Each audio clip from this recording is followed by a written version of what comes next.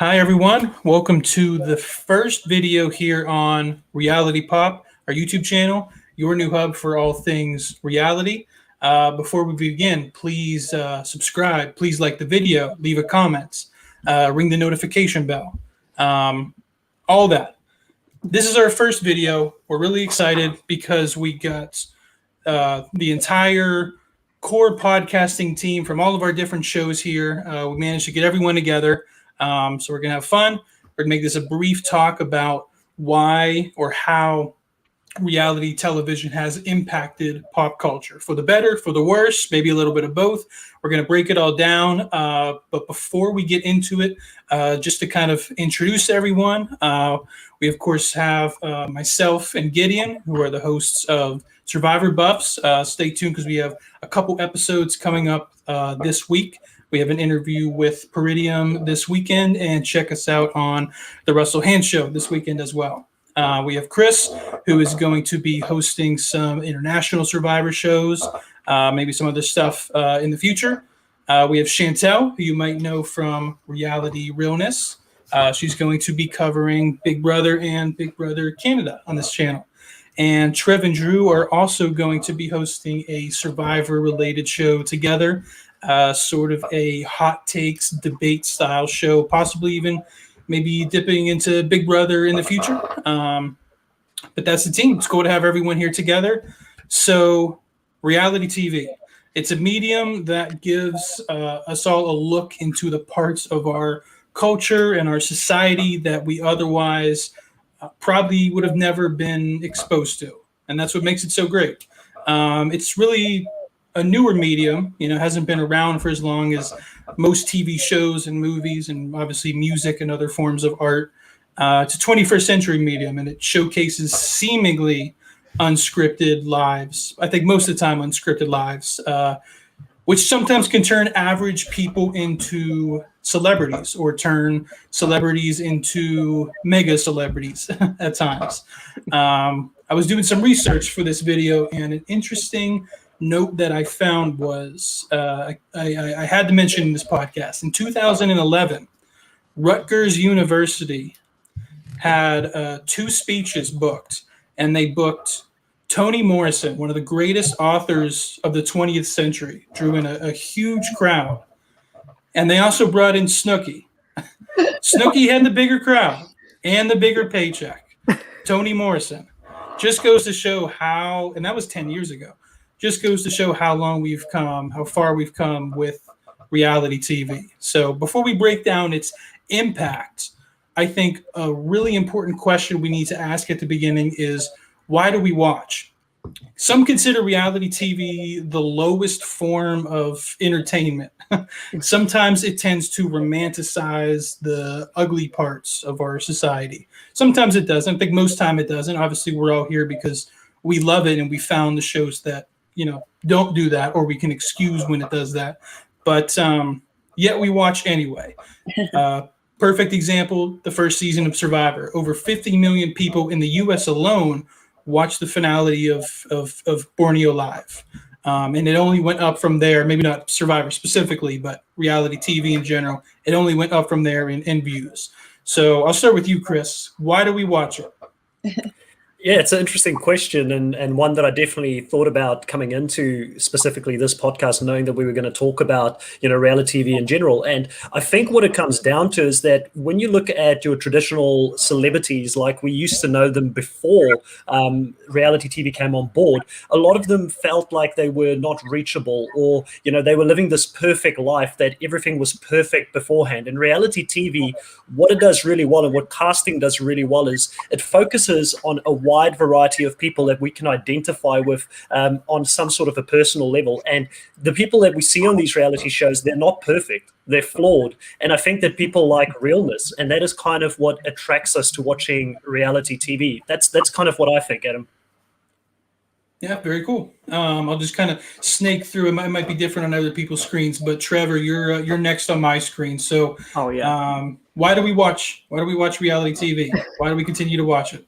Well, one of the main reasons I think we watch is it's really relaxing. I think if you, after a long day work, if you work like 12 hours and you're like, you're not going to come home and watch a 4-hour Akira Kurosawa movie or like a 3-hour Ingmar Bergman movie. You just want to relax and you just want to watch some drama, something to talk about the next day at work. And that's one of the things that reality TV does is it gives you like, if you don't have enough drama at work, because everyone at work, they like to talk about like, oh my gosh, did you see what this person did? And it's all the gossip at work. If you're like, if you don't have that, you need something that you can talk about. And reality show is perfect for that. It's like just like the hub for this gossip that you can just see these crazy people doing things, and then the next day you can just talk about it, and it's relaxing. You don't have to think about it really. You just come home and relax and watch it, you know. And then maybe when you're off, then you watch, you know, like The Sopranos or something more like serious. But you know, it's just fun to watch. You know, absolutely. I think when Borneo and Outback and some of the early Survivor seasons were airing, I don't know if there was a more common water cooler talk. I think that's pretty much what everyone was talking about at the time. Drew, I want to ask you the same question. I see you have some fans who are calling out your drip here in the chat room. Thank you. So why do we watch reality TV, Drew? So I guess I'm going to kind of go on a different path than Trev did. If he hadn't name dropped The Sopranos, we've been on the same kind of page. But like, so I feel people watch television. Like if you look at the list of the greatest television and movies of all time, Breaking Bad, Sopranos, things like that, people watch those because they are grounded in realism. It's not a romanticized version of what a person should be like. Like Tony Soprano is not a character you're supposed to root for, but because he's grounded in reality, you're almost drawn to him, even though he's doing all of these, you want to root for him, but you shouldn't. Yeah. And it's the same thing with a lot of reality television. You have the car crash aspect of it, which is your bachelors and things like that. Yeah. And then you also have the strategic and the social part, which is Survivor, Big Brother, things like that. And so I feel like people want to see themselves on screen, and they want to be able to root for certain people, which is why, and we keep touching on Borneo. I was 9 years old when Borneo came out. And I remember sitting in my mom's salon every week, and everyone hated the Tagi 4. It was the thing. Everyone had to hate the Tagi 4, but you had to pick one of them because you knew at that point one of them was probably going to win, and you were just. I rooted for Kelly. I know a lot of people were rooting for Rudy, but like everyone hated Rich and everyone hated Sue. But America, like that's America. 55 million people. Everyone had an opinion on those four people, and Colleen was the America's sweetheart. And then every season after that of Survivor, they tried to basically typecast that first season. Every year they tried to get Debbie still doing it. Stu Hawk. They tried to get Elizabeth and Amber to be Colleen, and you see that throughout the history that and the tribe has spoken is one of the most famous phrases in the history of actual television, and it's because of the show Survivor. So I could rant forever about that, but reality television is not as trashy as people like to make it out to be. And it bothers me that it has reached that point because back in 2000, it was very much not looked at that way. Absolutely. Chantel, I want to ask you the same question. Why do we watch? Well, I agree with everything that everybody said so far. There's also a voyeuristic aspect of it that I think that we all just crave, just peeking behind the blinds and seeing what's going inside someone else's home. You walk by houses every day and you're like, what's really going on in that house? And so, the curiosity is there and you get to have like a sneak peek of somebody's life. I think that's one aspect of it. Another aspect for me is that, like, I've worked as an actor, I've trained as like a life coach, I read tarot cards and astrology, and it's because I love understanding human beings and human behavior and people living in the moment and trying to actualize things in their life. And so I kind of consider myself as a social anthropologist that watches reality TV to get those little mini moments of reality. And it really does happen. If you think about, I don't know if you guys have seen it, but you probably you know the moment in the Real Housewives where Teresa flips over the table. And like, I remember I got goosebumps over her flipping over this table. And I think that just having those visceral moments like come to life, that you see these like sparks of magic that happens. I think that that's why we kind of live to watch these shows, whether we're getting it from, you know, the competitive aspect or just from people interacting together. I think it's like creating those moments, those real moments that we just really want to see. And I want to add to that, it's also the fact that we've seen a lot of these shows play out for, like Survivor, for instance, 40 seasons right now. And we kind of know what the basic rules to the game is, but we know that people are similar but yet so different. In those same situations, one person will play it very differently from another person. So it's seeing if lightning can strike twice when you've seen a certain move work, like Russell Hantz playing the idol to take his 4 people down all the way to being the last 5 people, to seeing what else somebody else would do. Would they play the idol correctly in that situation, for instance? And I think that's what keeps it interesting. It's not all, there's some similarities, but there's also that sort of mystery to what's going to happen the next season on your favorite reality show. Will the same thing happen again? Or will there be another exciting moment, another first that we'll see, you know? I think that keeps people coming back for those shows that we love to see. Yeah, absolutely. I love the voyeuristic part you mentioned, Chantel, because, you know, when you're watching movies and TV shows, if it ever gets too crazy or dramatic or action-packed, you know, there's always that phrase, it's just a movie, that you can keep reminding yourself. But when you're watching reality TV, you know, you can't use the same logic. So it's got that twist to it. So Gideon, I wanted to end with you with that first question. You know, why do we watch? Reality TV is famous because it's relatable TV. You know, the fascinating thing about, you know, watching reality shows is that these people are actual people. You know, I've applied to be on Survivor. You know, you don't have to be a celebrity to go on Survivor. You know, one of my favorite reality TV shows, Duck Dynasty. You know, I've met those people in real life. I went and talked to, you know, Phil Robertson and all those people. And, you know, these people are real. They're everyday people who just so happen to be a little bit more interesting than other people to get a show, you know? And so that's what makes reality TV so captivating, is that, like like Trev said, you can go home, you know, you don't have to watch something real deep and you know, mysterious or something. You can just go home, watch people who are just like you carry out their everyday lives on a television. And so it's relatable, and it's also easy for production. You don't have to think of a storyline or anything. It's just kind of a loose script that's followed. Yeah, absolutely. And yeah, to kind of dive into the main topic of this discussion here, you know, how has reality TV impacted our culture, and for better or worse? You know, besides the numerous celebrities like Elizabeth Hasselbeck and Chase Rice, The Situation, and Harry Styles, Cardi B, and Kylie Jenner, even all the way back to Fair Play. You know, a lot of these people were born anew from their time on reality TV. Besides that, there have been other ways that it's impacted popular culture. Some good. I'm sure everyone's heard of the famous case with Teen Mom, where it led to a steady decrease in unexpected teen pregnancies in the United States ever since it got, since it first aired, as well as the amount of education we get on teen pregnancy has increased since the show started. But sometimes it also reinforces negative stereotypes at the same time through potentially, I know you just mentioned Duck Dynasty,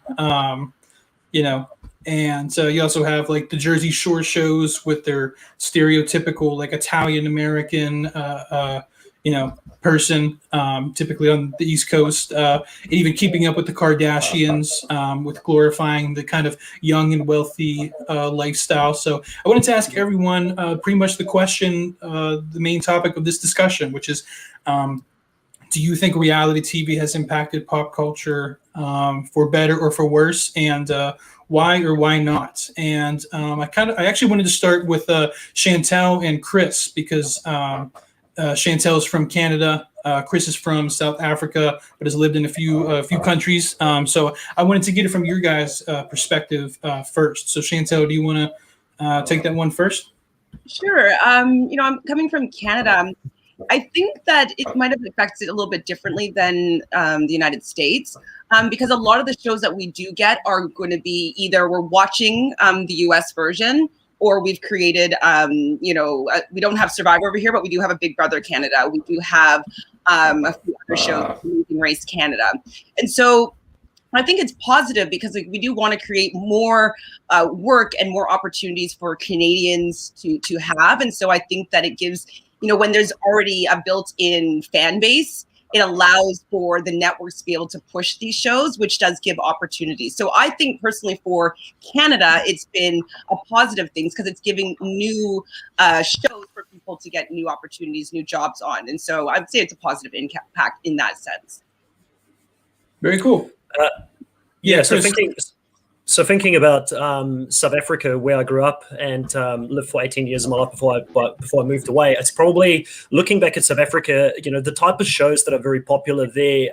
The longest running reality show in South Africa is South African Idol, which obviously is a copy of American Idol. And I think it's massive in South Africa. It's going into its 17th season for a reason, because South Africans love music. They're really into the culture of music and dancing. So any show that's got to do with the arts will be massively popular in South Africa. And if you think about the country in South Africa, there's such a big gap between the haves and have-nots within South Africa that a lot of people don't get the opportunity to become an overnight success and to become a successful artist. But the talent is there in the townships, for instance. With something like South African Idol, it gives the everyday person the opportunity to go out there and audition in front of music moguls and to get the ability to actually become stars overnight. So it's massive. I remember the first ever South African Idol who won, Heinz Winkler. He went to go compete at World Idol against the very first ever winner of American Idol, Kelly. I think it was Kelly Clarkson, if I remember correctly, and she got second place in that one, and he got fifth. So he did really well in between all of the top artists around the world. So it's been really positive in that sense. And then the other two really big ones in South Africa, which you wouldn't understand, it's an Afrikaans word, it's Boer Soeke Vrou, which basically is the South African version of The Bachelor. It's massive in South Africa because everybody loves romantics and trying to play Cupid and put two people together. So that's a massive show. And then obviously Survivor South Africa has become massive over the last couple of years. And I've also got my theory why that didn't pick up right from the start versus why it's doing well at the moment. But if we look at New Zealand's a very interesting case study because they tried to do Survivor in New Zealand and it flopped after 2 seasons. And it's really interesting when you think about it because New Zealanders in general are people that, if you watch the first 2 seasons of the Australian Survivor show, for instance, it was all about mateship. It was all about not backstabbing each other. And in New Zealand, that's a very, very big thing. It's all about playing fair, hardworking people. They don't like a game where you're going to stab people in the back to get to the end. So Survivor did not really translate well to the New Zealand audience. But the shows that are doing extremely well over in New Zealand, for instance, the number one show over here is The Block, which is it's basically about a couple or 2 people that take a property and renovate it and flip it. So it's house flipping. Auckland's got one of the most expensive house markets in the world. It's actually up there with Vancouver, Chantal, you wouldn't believe it, in regards to how expensive it is to buy properties over here. So a lot of people do property investment and they want to know, how do I flip a house from nothing? How do I sell it? So that's something that does really well in New Zealand. And then also in New Zealand, the other two is My Kitchen Rules, which is turning a house into a restaurant and how people do that. And then the other one is The Bachelor or The Bachelorette. So certain things do translate over, I guess, from country to country, but there is also very big differences within these countries. And I think overall, it's been a positive thing, similar to what Chantal said. It's created work for people in the industry. I think that the shows that are popular in both these countries in general are quite positive shows. Because if you think about reality TV in general, we say reality TV is good or bad. It's such a broad genre with so many different shows. Yes, some of them are a bit more trashy than others. Other shows can be very, it could be good. It could be how to house flip, for instance. How can I learn to do that myself? And you want to see people do it and be successful. I hope that sort of answers your question. I just want to absolutely. That for a second. I guess I was only thinking about the shows that I kind of watch, but I would say that there's a big market in Canada for more so the home reno type shows. That's going to be popular here for the most part, but it's not something that I usually engage in. So I didn't really think about that when I was like, I'm like, oh, what kind of shows are reality shows are here? But I'd say definitely Home Wreck, or I think Trading Spaces is one of them, where they had these two twins that were doing stuff about real estate. So real estate, home reco, things about the home, I find are really popular in Canada for the most part. Anything like The Bachelor that we had last maybe 2 seasons. We had 1 season of The Bachelorette. It didn't really go out anywhere. Big Brother's kind of the only one that's been on air for a long period of time, but all those home reno ones have been on for decades. So, yeah. Interesting. Well, cool. I wanted to switch it over. Kind of the same question for you, Gideon, but obviously, living in the States, you might have a different perspective, or you might have the exact same perspective, but through different examples. So what do you think? Has reality TV impacted us in a positive way, in a negative way, maybe a little bit of both? How do you see its impact? Has it gone positive or negative? The answer is yes. It's definitely done both. When reality TV really came to the forefront, wouldn't you say, Adam, early 2000s is really when it started blowing up around then? Yeah. I mean, we saw some good shows, obviously, my favorite show, Survivor. Weird to think about, but we even have shows now in regular TV that's put on by actual celebrities that try to mimic reality TV shows. Like another one of my favorite shows, The Office. They just try to act like a reality TV show. They just hired famous actors for it, and they have a script, but it's the same format. So, I guess reality TV did so good that they had to try to make it fake, So, but yeah, I in that way, I think it's positive. You might want to say that it made TV kind of lazy, if you wanted to say how it affected the American industry, because now instead of making scripts and putting work into cinema and cinematics, now people just find someone interesting, or find a weird person and then just record them, and then that's it. And then out of that, another negative that comes is they try to kind of seek those people out and exploit them. So in that way, it can be negative, but in a positive aspect, there's also some really good TV, really good relatable TV that comes out of that as well. So yeah, a little bit of both. Yeah, very cool. Trevor, I'll ask you the same question. Do you kind of think it falls more positive, more negative, maybe somewhere in the middle?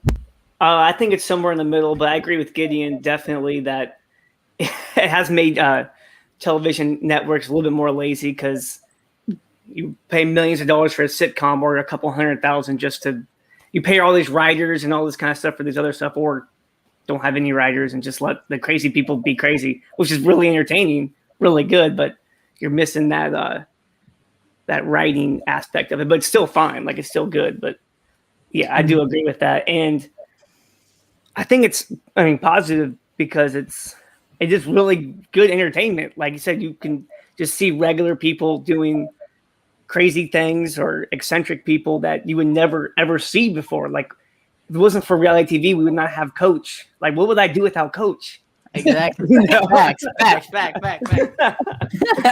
Like, so I think it's great, but then also, glorifies like some other people that are not as good in reality TV, that do some not as funny things, and so there's good and bad. But yeah, I mostly think it's positive, but Yeah, absolutely.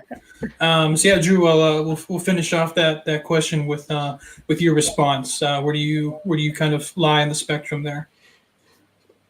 Oh my God. I feel like I'm going to come off so snobby by saying this, but I feel like it's really subjective. So for me personally, I make lists. I love lists. Lists are my thing. I've done a list of like my most influential shows in the history of history, and Survivor and The Sopranos are in my top 5. Sopranos, Breaking Bad and all that, but Survivor, for me, it taught me a lot growing up. It taught me how to, like, I have really bad social anxiety. I've kind of kept it to the side with a lot of my career is a lot about talking to people. So like I've had to like utilize things that I've learned from Survivor in order to deal with different types of situations. On the other side of that, I've also learned how to lie very well from that show.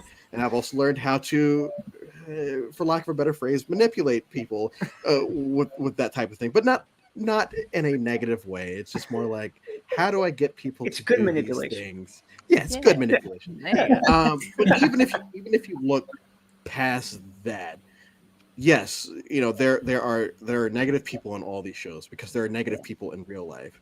I don't think that if there were no reality TV shows that there would still not be these negative people. It just so happens they've been cast on these shows. I think what's great about reality television is the fact that during when COVID first started, I decided I was going to watch all 40 seasons of Survivor over the course of what ended up being 44 days.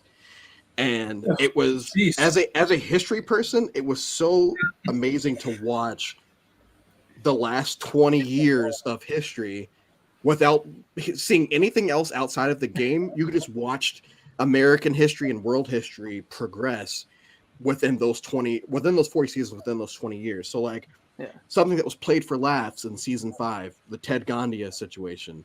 By season 39, Island of the Idols, it's like, okay, yeah, this is messed up.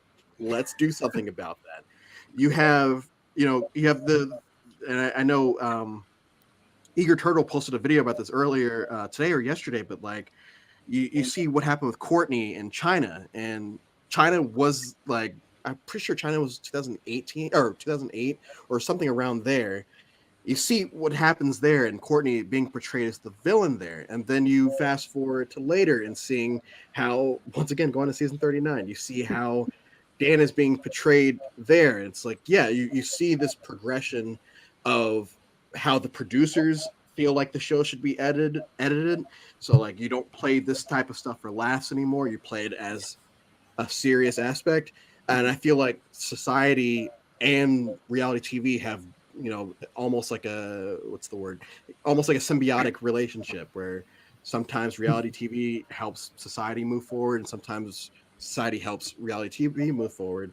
So I would always consider it more of a net positive, just because from where I'm sitting, I've seen it progressively get better. And even if you look at Big Brother and Survivor now with their whole diversity campaigns and them trying to, include more people of color moving forward on their shows. And no, I'm not the type of person to say, oh yeah, it has to be even all the time, blah, blah, blah. But we've seen in seasons where they have implemented this, specifically Cook Islands and Fiji, even though they did the wrong way with one of them, how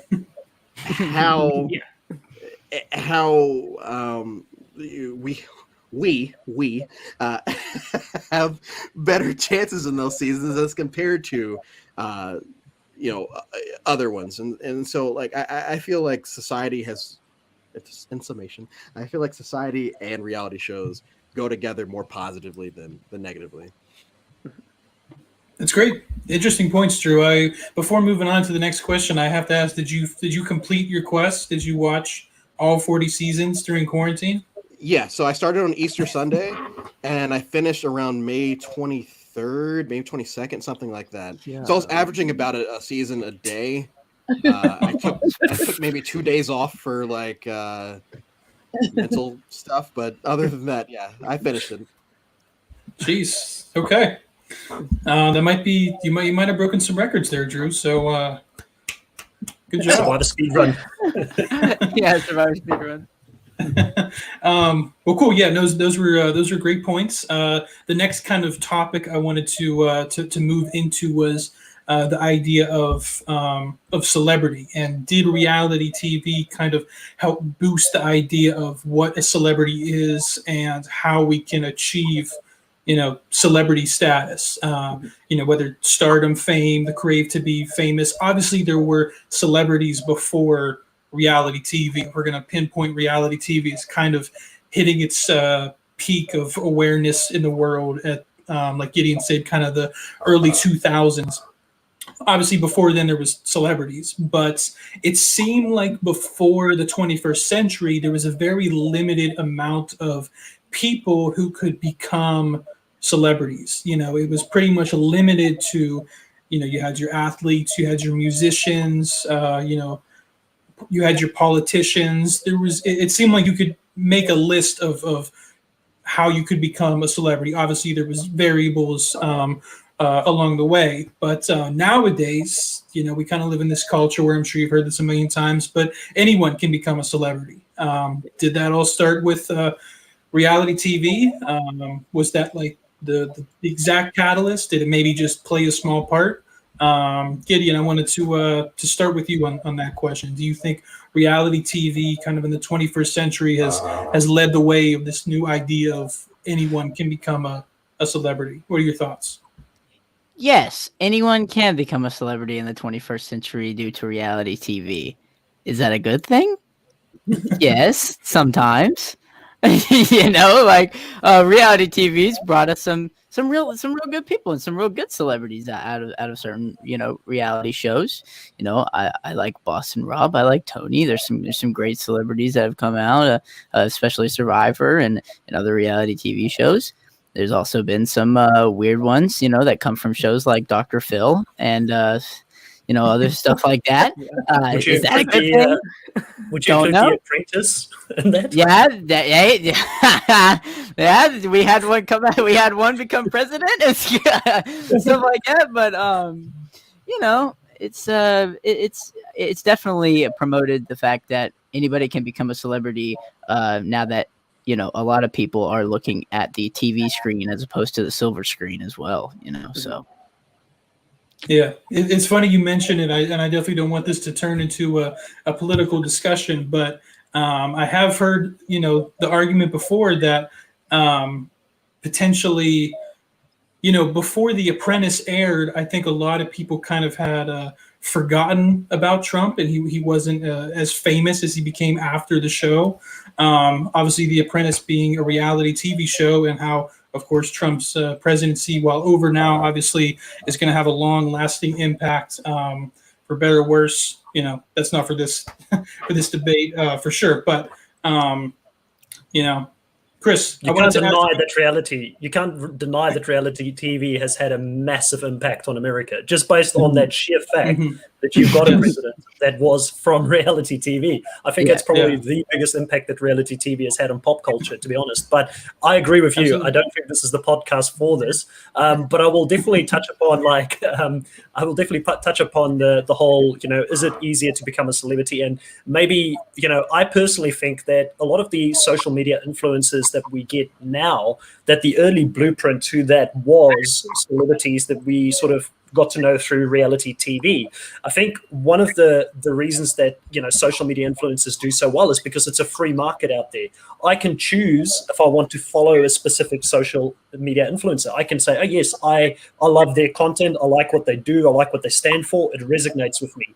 If you think about reality TV, it was similar. Yes, we had a few people that would have been chosen every year, like let's say 20 people got selected by casting for various reasons. But at the end, it was still up to us to decide, who do we really like of those 20 people that are going to play the show? And yes, does the edit of a person have a massive influence on who we like and we don't like? It does. But also, I've seen it a few times where we've had the edit potentially, like a great example is the whole Courtney Yates example that was used earlier, where she was portrayed to be a villain.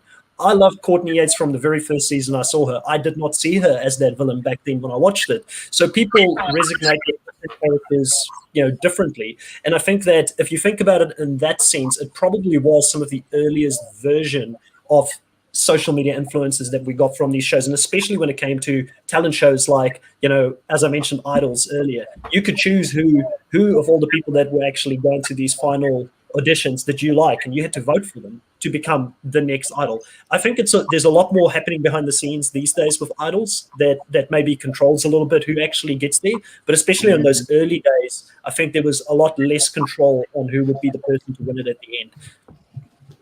Yeah, and Chris, I wanted to ask, in South Africa or Australia or New Zealand, do you guys have like reality TV stars? I mean, I'm sure you have at least a couple, but here in America, we have countless. I mean, every year it seems like it's just a new wave of reality TV type stars, especially through there's a lot of ones coming up through Snapchat now. We'll talk about social media here in a bit, but I was curious, are there reality TV stars, over there? Yeah, 100%. But I think it's very similar to what you would have seen probably back in America in the day. Like everybody knows who Colby Donaldson is, everybody knows who Richard Hatch is, because those were the OGs. And it's similar to countries like South Africa. Everybody knows who Heinz Winkler is, who won the first South African Idol. He's still one of the best record-selling artists in South Africa locally at the moment. And everybody knows who Ferdinand Rabi is, who won the first Big Brother South Africa, because those were the two first real superstars. And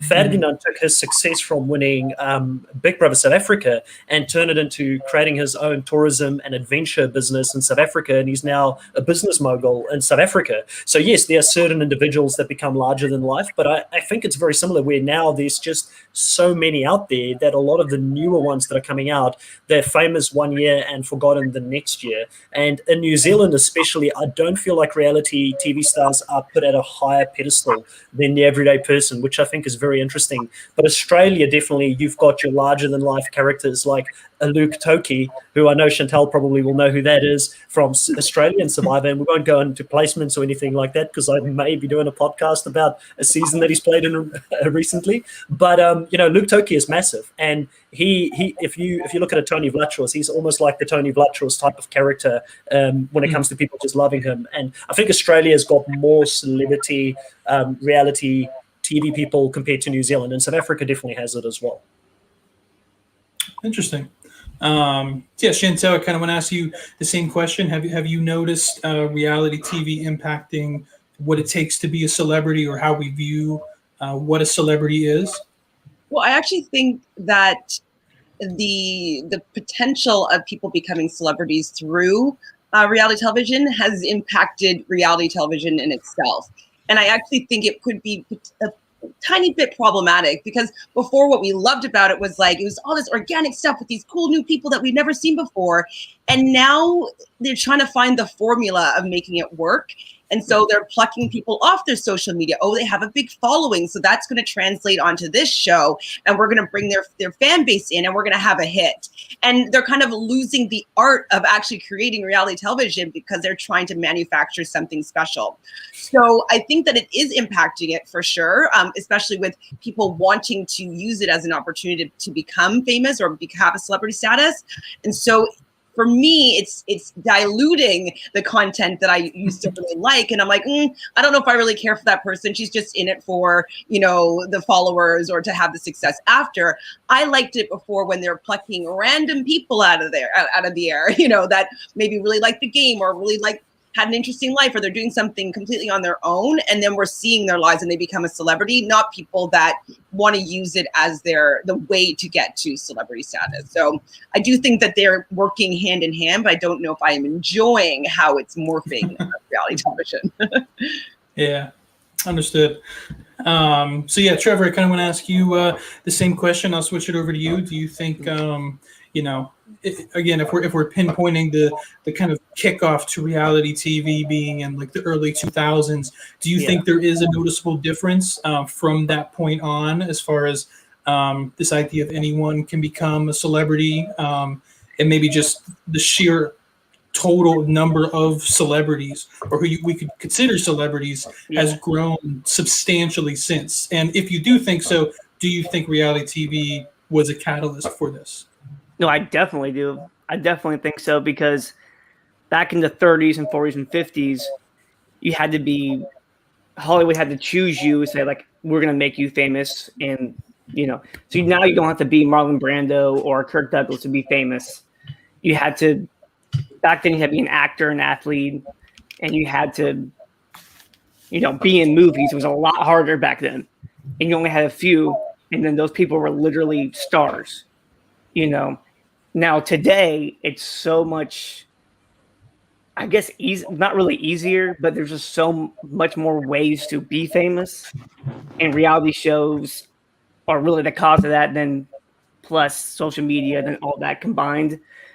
So you have different types of stars. You still have the actors, and then you have people that are just eccentric, interesting, crazy people that are just famous because people can't keep their eyes off them. But like, I just want to see what they're going to do next. I'm going to follow their social media and see what they do on their regular basis, because they're just so interesting. So it's really changed since back in the day when you just had these people that were like idols, like Marlon Brando, that, you know, people want to be like or whatever. Now you have people that people just make fun of that are celebrities that you don't really want to be like, but you want to.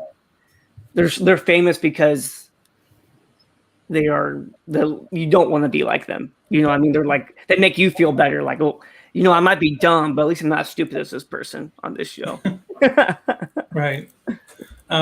Trevor, wild guess. Are you a Marlon Brando fan? Oh yeah. Very cool. Yeah, I love Apocalypse Now. Yeah, no, I think you make a good point. I think what it took to be a celebrity, I know we're saying back in the day, but I think what we're saying is back in the day kind of maybe is like the 20s up until the start of this century, if we're giving it that range. It seemed like what it took to be famous was more based on your talent level in your particular field. You know, it was the best actors that were the most famous. It was the best athletes that were the most famous. Obviously, you know, again, there was variables here and there. Nowadays, it seems it's not based off your talent in your field. It's based off of your kind of your charisma and how much people like you based on your your personality. So, Drew, do you agree, disagree? And if you agree, do you think that's necessarily a bad thing? Agree, disagree on what aspect, like which part? Which part? On if, on if back then, what it took to be a celebrity was more judged by how talented you were in your field, and nowadays it's more on just how charismatic and how personable and relatable you are. I don't agree with that, and I'll say this because as a person that I just love things. O.J. Simpson is one of the most interesting people that I've ever researched and just learned about. And we're not talking about what happened in the 90s. It's more the fact that because he had so much charisma from the time he was in high school to the point where he was in the NFL and afterwards, O.J. Simpson was getting acting jobs based off just the fact that he had charisma. He was the primary salesman for Hertz back in the day because he had charisma. This guy couldn't act at all, but people loved him because he had such a larger than life personality. You look at professional wrestling in the 80s and you look at Hulk Hogan, you look at Andre the Giant, you look at people like that where they weren't necessarily the most athletic people, but because their characters were so much larger than everyone else, because they were so much larger than everyone else, people didn't care about what was happening in the ring. They cared about their promos and about what they were doing, outside the ring. So that when, they would, the WWF, as it was in the 80s, was selling out Madison Square Garden on a 3-4 minute match between Hulk Hogan and Andre the Giant. And it wasn't like they were putting on these 30-minute classics or whatever. So I guess I would disagree that that shift has happened recently. I think it's just been steady throughout history, just in different mediums. Because even in the early 2000s with the first few seasons of Survivor, we'll stick with. If you were to make a Mount Rushmore of just personalities with Survivor and pop culture, so like if you just ask some random jabroni on the street, name 4 people that played Survivor, most of them would name, depending on how old they are, most of them would name Richard Hatch, Rob, like Boston Rob, Johnny Fairplay, and maybe like Rupert or something. And all 4 of those people, 2 of them have won the game to this point, but only one of them had won that game up to 2010. The other 3 were just known because they had these big personalities. Rupert, everyone loved because he was like this larger than life personality that wore tie-dye and was goofy, for lack of a better phrase. You had Boston Rob, who people forget, like, unless you actually know Survivor, people think that he like was this big guy in Mark cases when he wasn't. It was just in the episodes he was there for, people were drawn to him. People cared about him. Hatch, Richard Hatch is probably not since like The Real World. Richard Hatch had become the biggest reality television star up to that point. And then who was my fourth one? Oh, Fair Play. I mean, that speaks for itself. You had a guy that, you know, he came from a professional wrestling background. That's why he was able to play the role of the villain so well during Pearl Islands. It's because he went in there basically playing the character that he played in professional wrestling. And yeah, I don't want this to go on a pro wrestling rant, but I feel like a lot of reality television has been shaped through that. And I feel like reality television in itself has, as it keeps going back to the same thing, reality television itself has just shaped the way that we act and the way we perceive things. I don't remember who brought up the Office. I think it might have been Gideon. Brought up The Office. You just look at, and I know we're going to touch on it a little later, but like, literally YouTube is just filled with people talking about things and people watching, and millions by the millions just watching these people talk over and over again. And that's literally what reality television is. It's just random people like us going on television and just talking to an audience. So I to go back to the initial question, I think that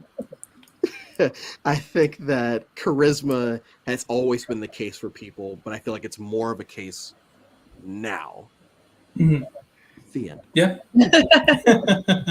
Very cool. Yeah. So moving on, I think the last general topic I wanted to get at was, I know we've kind of touched about how social media has kind of come along hand in hand with the rise of reality TV in an interesting sense. And obviously reality TV has made people famous on social media and vice versa in some cases. So I wanted to start with you, Gideon, because obviously you yourself have a pretty nice presence in the social media realm. So do you think, you know, it's very clear that the rise of reality TV kind of happens parallel with the rise of social media, but is there any crossover between the two? There is a crossover in the fact that, especially now, with how easy it is to, you know, I don't want to say easy, but with how unbelievable it is to see so many people get famous, or I don't know if you want to call it fame, but, you know, social media fame just from, you know, other people watching their content, whether it's, you know, a podcast like this or different skits or even gaming. You know, people like to consume shorter content, and the shorter the content, usually the more people consume, which is why, you know, you saw people like Charli D'Amelio get 100 million followers in, you know, a few months on TikTok because it's a short content. Everybody follows people on there. But yeah, reality TV, the shorter type content that a lot of people consume at once, it definitely applies to, you know, them getting fame. And it also parallels to social media because these are normal people who just get whisked into a whirlwind of just, you know, fame and fortune in some cases, just from people consuming the content. For sure. And I wanted to kind of ask Chris a similar question. I hate to keep comparing, you know, the United States, you know, to what you've kind of seen, but it's very interesting kind of comparing and contrasting the two perspectives. First, I was just curious, Chris, have you noticed social media as big as it is from the parts of the world that you've been to? Because here it's pretty much taken over. So I'm interested, is it kind of the same way that you've seen? And then kind of the same question with Gideon, have you noticed any sort of correlation with the rise of reality TV over the last, you know, let's say 20 years? Yeah, I think that Gideon sort of answered the question pretty well in regards to the correlation with the rise of it together and sort of what makes people either very popular right now or not. And that short form, I agree with Gideon, is where people don't have the attention span. I mean, kids can't keep a phone for more than a year at the moment. So why are they going to stick to your content if it's too long? Let's be honest.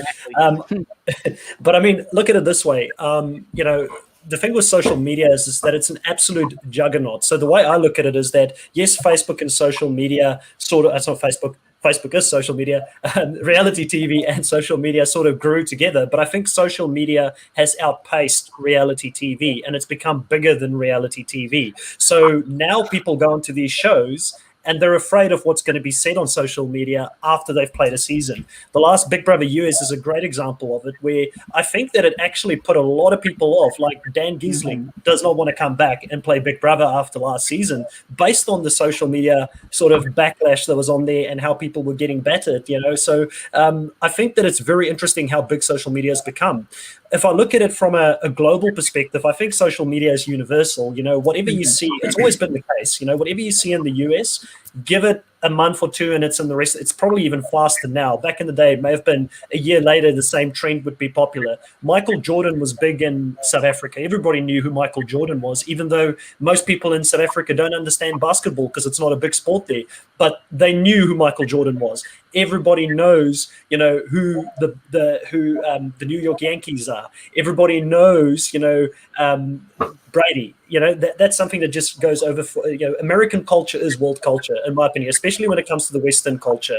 And when it comes to social media, it's massive in South Africa. You know, the same platforms that's taking off, TikTok, you know, Facebook, that used to be a big thing back in the day, YouTube, Twitch, all of those. You've got superstars, or, you know, South African superstars in all of those realms. You've got people in South Africa that do really good things on TikTok, and you've got people who do really good things over in New Zealand on TikTok. What I do find fascinating is that even though every single country has got the social media platforms, it's very different the type of content that is popular on those social media platforms, because that translates to the culture of the people living in that country. So there is a difference there. And I think that I hope that sort of answers your question in a very roundabout way. But I think that I would be interested to hear what other people think about social media specifically becoming bigger than reality, and how that's shaping how we're seeing reality TV and how people are playing the game of reality TV. Has anybody got any thoughts on that? Well, I definitely think that it's outpacing regular TV and reality television. You know, they're trying to capitalize on the short attention spans that we are developing now with streaming sites like Quibi, if you've heard of it, where they have just like 10-minute movies or TV shows or whatnot. And so they're trying to understand the social media world by creating content, but I don't know how well it's actually working.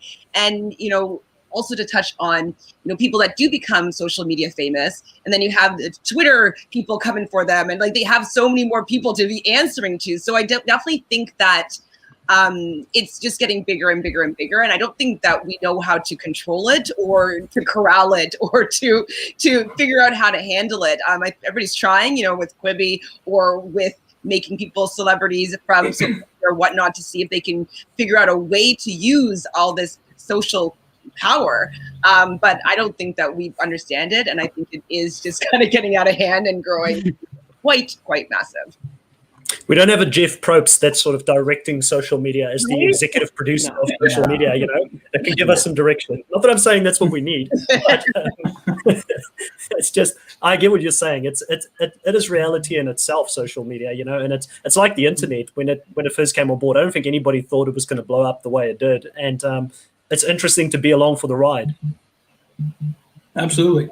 Trevor, I wanted to pull it over to you because I was curious as far as how, you know, kind of social media and reality TV have been going hand in hand, especially recently. One thing you kind of notice with, I guess, some of the, I guess we'll call them the early reality stars, the Hatches, the Colbys.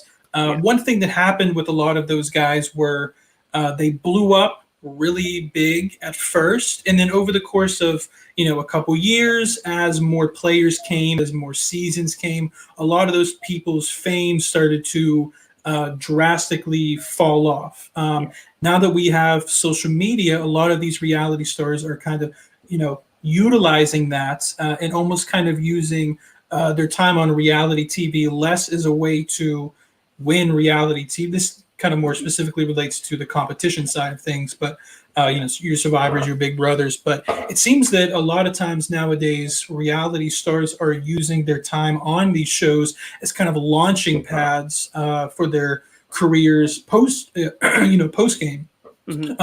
So, you know, people like Rodney, who has just skyrocketed in his social media presence since coming off of Survivor specifically. And in Ronnie's case, I think a lot of people are finding that there's ways to avoid what at one time was the inevitable drop off in fame once more seasons and players came. Now with social media, they have this chance to kind of continue their presence and their connection with fans. So I wanted to hear if you had any.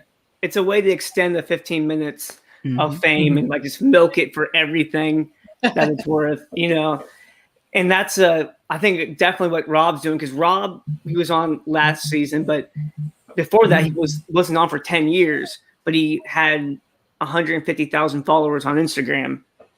And if it wasn't for social media, Instagram, no one would know what Rob was doing. Yep. And right now Rob is promoting his book. He has a new book, a new cooking book, Rob's Cookbook, and which I want to get. Gideon, you need to get that too, bro. Yeah. It's $40 though, so it's like everything with Rob is so expensive. Yeah, that's a lot of bread, dude. That's a lot of bread.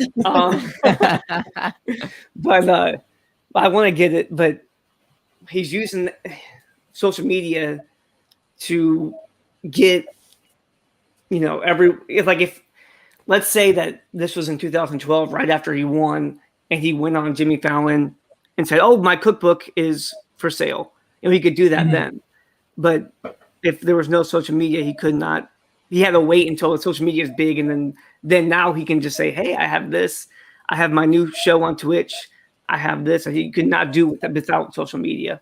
Without social media, Rob would just be nothing now. Well, all these people would be nothing. Yeah, it would just be people just rewatching Survivor. They're like, "Oh man, I wonder what he's up to." It's just a way to, like I said, keep them in the spotlight, which we want. I want to know what Rob's up to. I wish JT had a social media account. That man's off the grid. He's staying off the grid. Yeah, he was staying off the grid. I'm like, why, dude? Why go on Survivor? People like you. We want to see what you're up to. Yeah. Yeah. Exactly. So it's good for them. They can promote their stuff. Yeah. So Drew, I wanted to, save this last question for you because we're cutting close to an hour now. One last interesting thing about social media now that we've seen over the last, couple seasons of some of the more bigger reality competition shows is not only how social media can sort of save the careers of post, time on the show life for these stars. Now it's starting to actually play a role in the game itself. You have players interacting over social media, blocking players that they, don't want to be in an alliance with.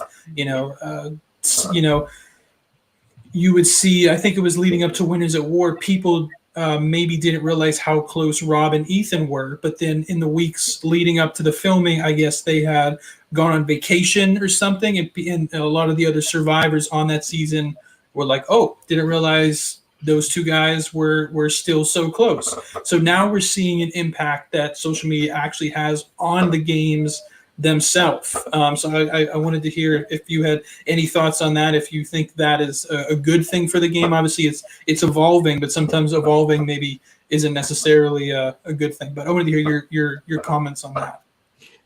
So if we're gonna focus on Winners at War, because I feel like that's the first season where production and everyone kind of finally made it what we all kind of knew, that there are pre-game alliances.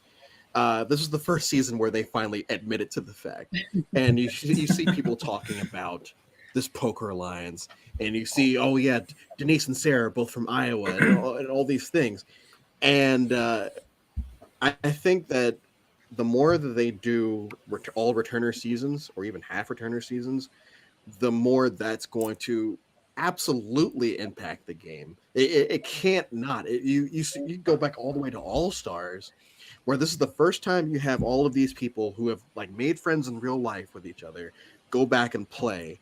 And at the time they were trying to keep it quiet. There were pregame alliances, but they're here, and you see people like Lex getting hurt, and you see that final tribal where everyone is so overly bitter because at the time they didn't like they understood the game, but they didn't understand the game and the fact that you can play games with people that you know and still backstab them because it is a game at the end of the day.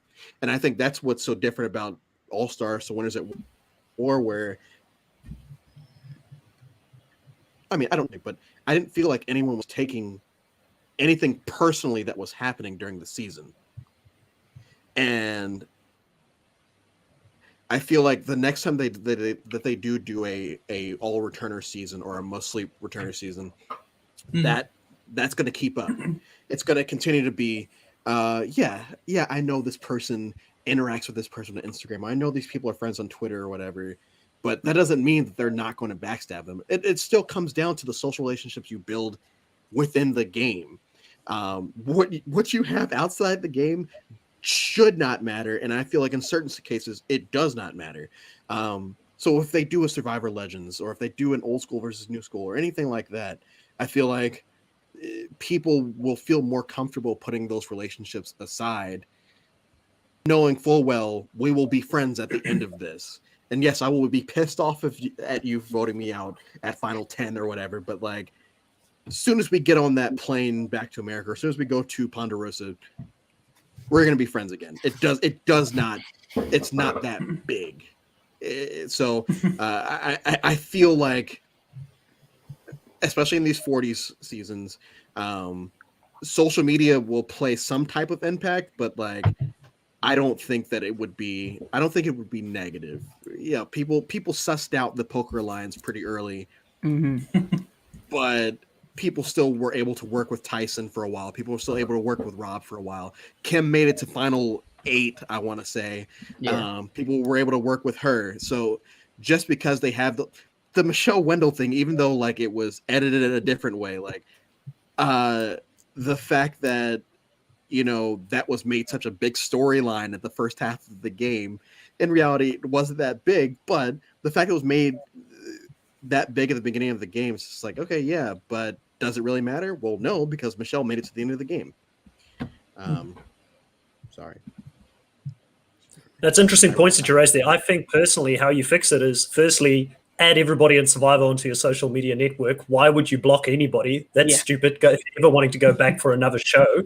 And then secondly, I think it actually impacts the older players that don't have social media a lot more than the newer players. And I think this segues really nicely into, Adam, what you and Gideon want to do next with talking about what should the next part of Survivor be. And I think that, you know, we're looking at a whole completely new generation of people that potentially will be returnees, in my opinion, and we'll probably talk about this more in a future podcast. You know, the legend season has happened for the old schoolers. I think there's a new generation of survivors coming in, and we should focus on the new. And with the new players coming back, all of them are on social media in any case. So yes, it may have an effect. But then the other part of that is, will a social media friend ever really out-trumps an actual friend that you've met at a live event?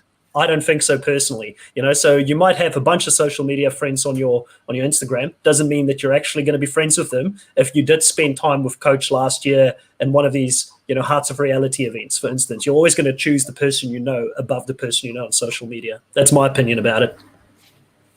Yeah, absolutely. And I think that is a great place to kind of cap it off, because it was really cool to kind of go from the origins of reality TV to kind of mix it to its evolution and where it is at now, and kind of capping it here at, you know, potentially how we see it in the future, I think is a great way to kind of tie it all together.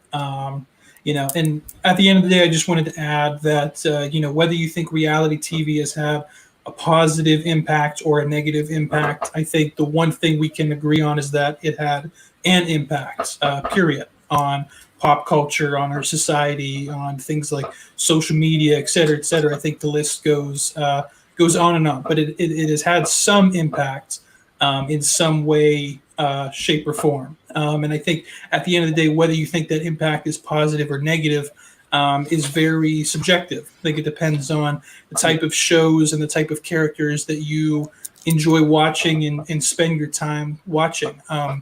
There's a lot of niche shows like Top Chef and Shark Tank, and even shows like Forged in Fire that not only inspire people or have inspired people to chase dreams in those particular fields that they probably otherwise would have never been exposed to, but has also inspired people who those sort of niche interests and passions had never seen someone like them on the big screen.